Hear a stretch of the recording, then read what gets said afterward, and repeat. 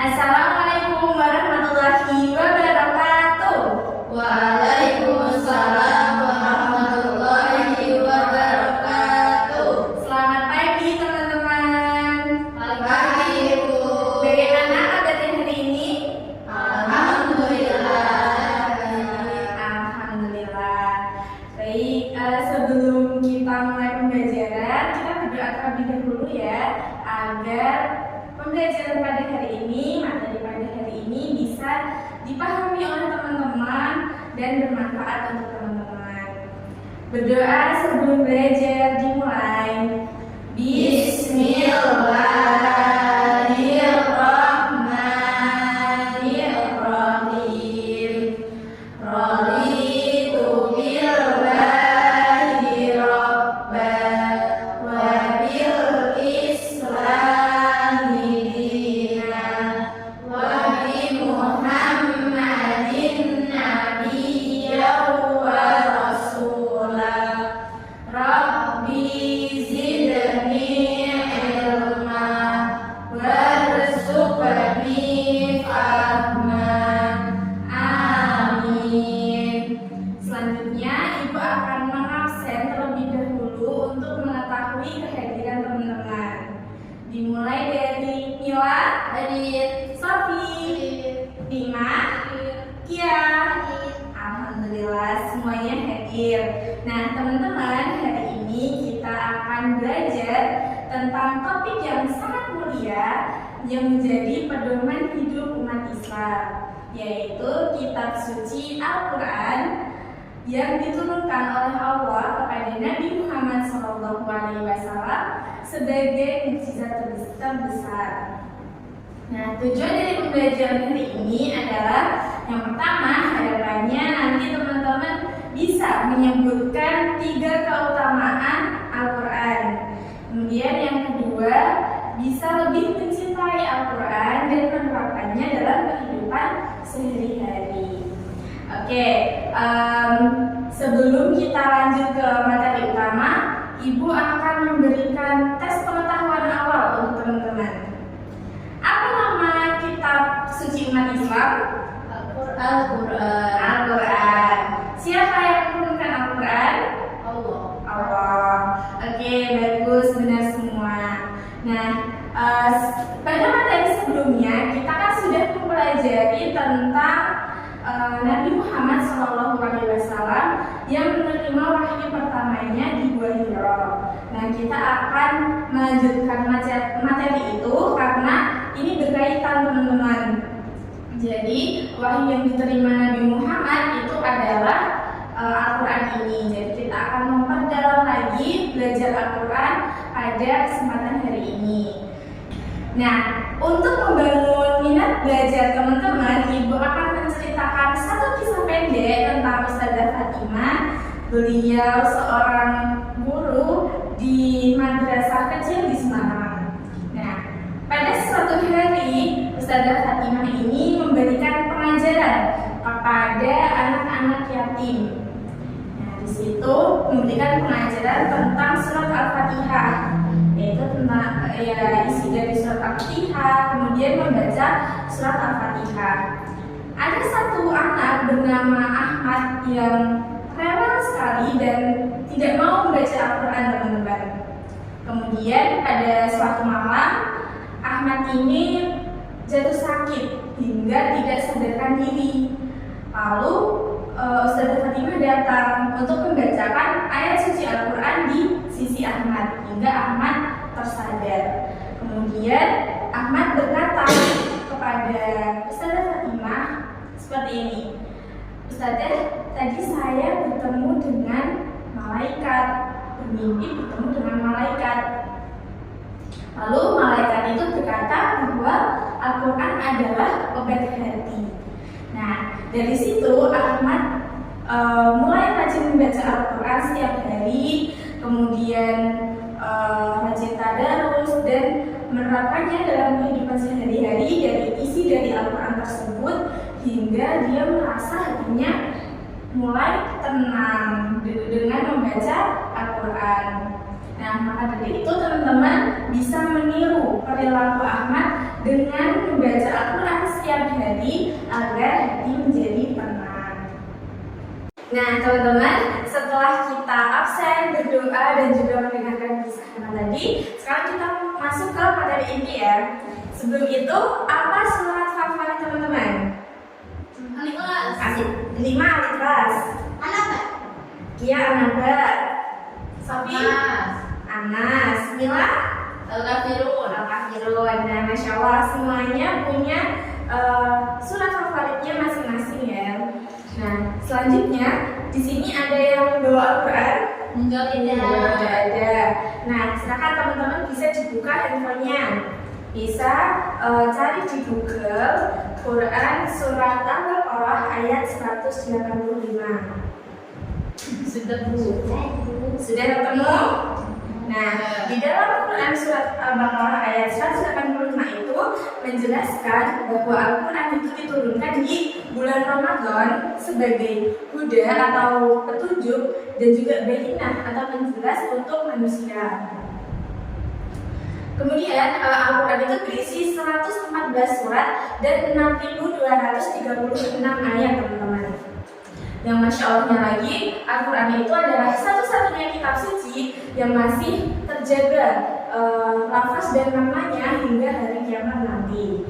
Nah selanjutnya, tadi kan Ibu sudah menjelaskan tujuan dari pembelajaran hari ini. Salah satunya adalah teman-teman bisa menyebutkan 3 keutamaan Al-Quran. Nah apa aja sih 3 keutamaan itu? Yang pertama, Al-Quran sebagai pedoman hidup. Bayangkan teman-teman itu punya GPS super canggih dari Allah yang mengatur segala ibadah, kemudian jual beli, akhlak dan lain sebagainya itu sudah diatur di dalam Al-Quran. Yang kedua, sebagai obat hati seperti kisah Ahmad tadi. Ahmad yang awalnya tidak suka membaca Al-Quran menjadi suka membaca Al-Quran karena setelah membaca Al-Quran hatinya merasa tenang. Yang ketiga, sebagai syafaat di akhirat. Ini yang Masya Allah teman-teman, ketika teman-teman itu suka membaca Al-Quran setiap hari, Al-Quran akan datang membela teman-teman, akan datang sebagai syafaat bagi pembacanya. Oke, selanjutnya kita akan praktek membaca Al-Quran. Nah, dari keempat surat favorit tadi, teman-teman ingin membaca bersama-sama surat apa? Al-Ikhlas. Al-Ikhlas, semuanya setuju? Setuju. Oke, yuk. 1, 2, 3. Bismillahirrahmanirrahim. Qul huwallahu ahad. Allahus samad. Lam yalid wa lam yulad wa lam yakul lahu kufuwan ahad. Nah, teman-teman, ini masih ada satu orang yang belum semangat untuk membaca Al-Quran. Sofi ini masih belum semangat. Gimana kalau kita ulangi teman-teman sampai Sofi bisa semangat membaca Al-Quran? Sofi baca sendiri Bu. Ya Bu. Ya Bu. Kan dia yang udah mau baca tadi. Ya. Kita ulangi bersama-sama dulu ya. Nanti kalau Sofi belum semangat, Sofi bisa maju ke depan dan mempraktekkan membaca Al-Quran. Oke? Yuk, 1, 2, 3. Bismillahirrahmanirrahim. Qul huwallahu ahad. Allahus samad. Lam yalid wa lam yulad wa lam yakul lahu kufuwan ahad.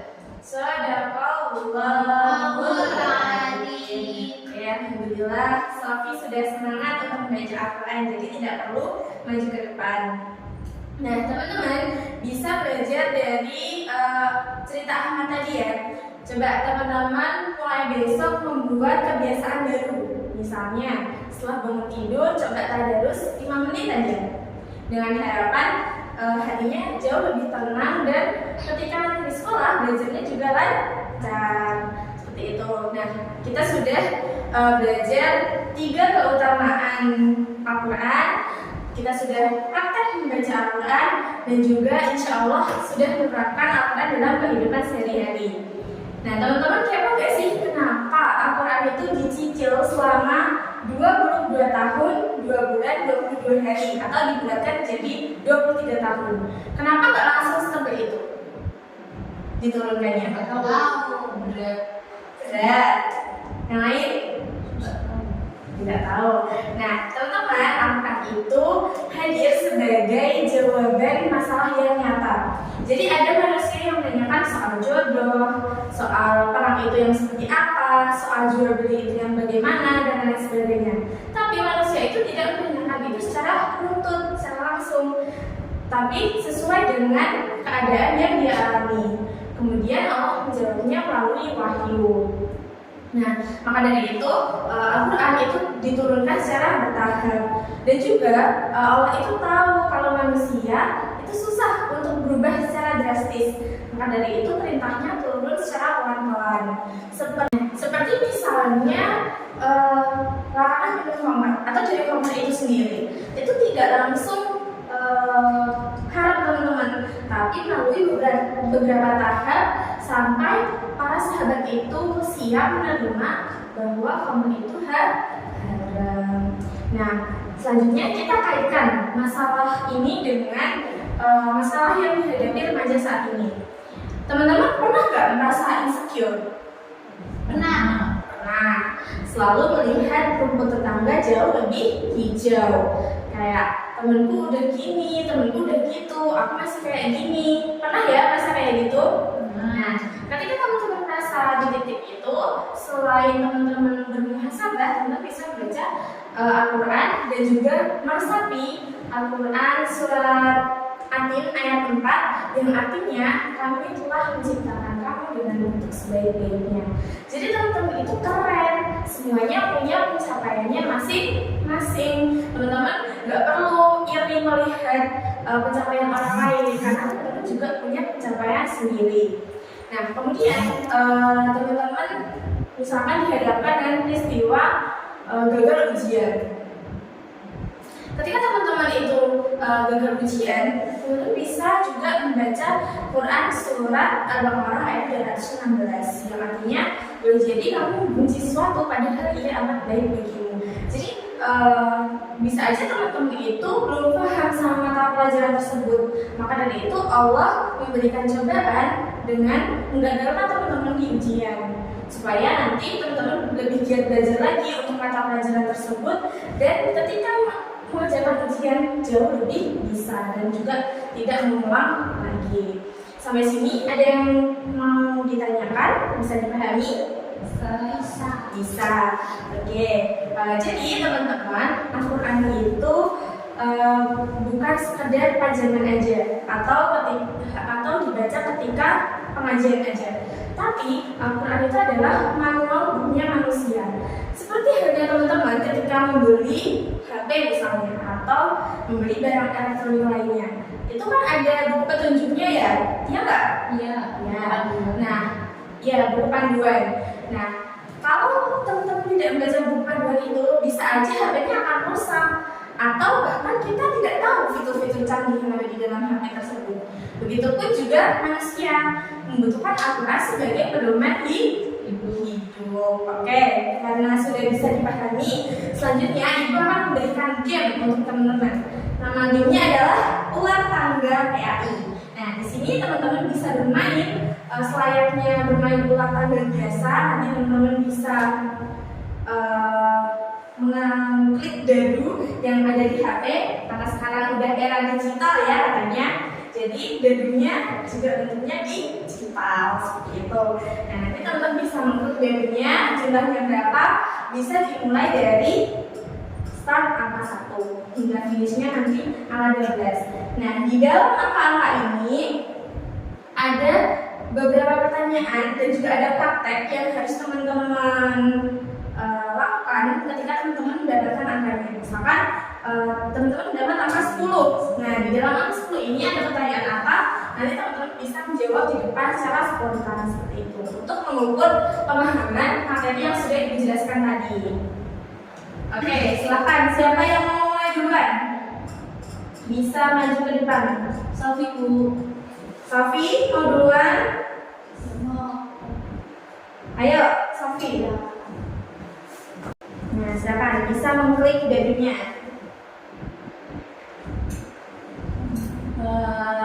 Dapat 1. Silakan. 1. Apa pertanyaannya, Sofi? Dibaca yang keras. Mengapa Al-Quran disebut sebagai kitab Allah yang paling mulia? Kenapa? Karena kitab suci. Karena kitab suci. Bener nggak teman-teman? Teman-teman yang lain ada yang mau membantu menjawab? Jadi salahnya apa Bu? Apa tadi soalnya, Sofi?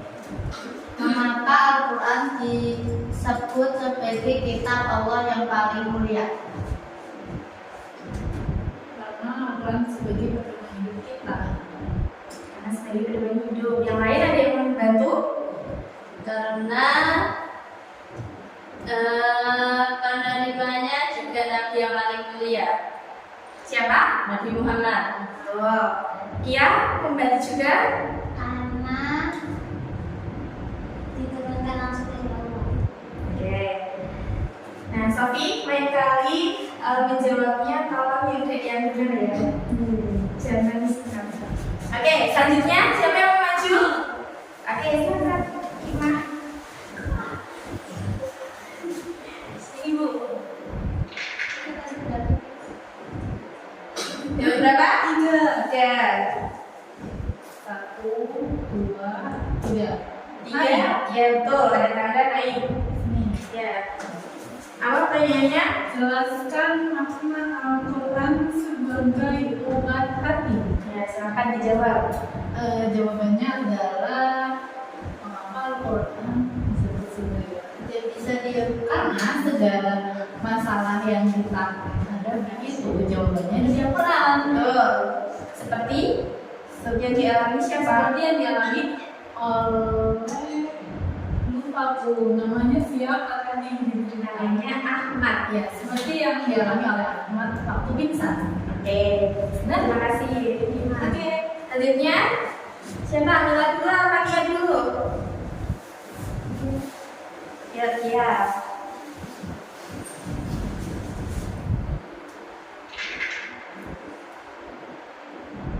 Nah,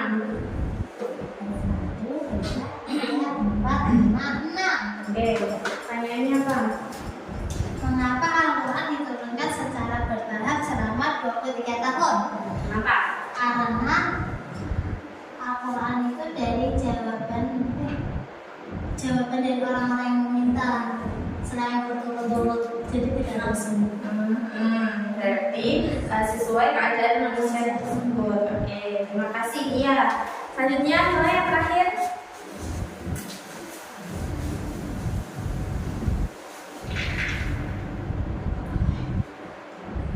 Satu, karena tadi 1 udah, berarti diulangi. 2. Apa ya? 2. Jelaskan proses turunnya Al-Quran kepada Nabi Muhammad. Proses turunnya Al-Quran itu secara bertahap karena untuk menjawab permasalahan-permasalahan yang ada di dunia, bukan secara langsung diturunkan melalui malaikat Jibril. Gimana mendapatkan wahyunya? Pertama di Gua Hira. Oke, betul. Yeay. Kasih teman-teman, tepuk tangan untuk kita semua. Oke. Berarti teman-teman lebih banyak yang sudah paham dari penjelasan ibu tadi. Nah, mungkin itu saja ya dapat yang disampaikan.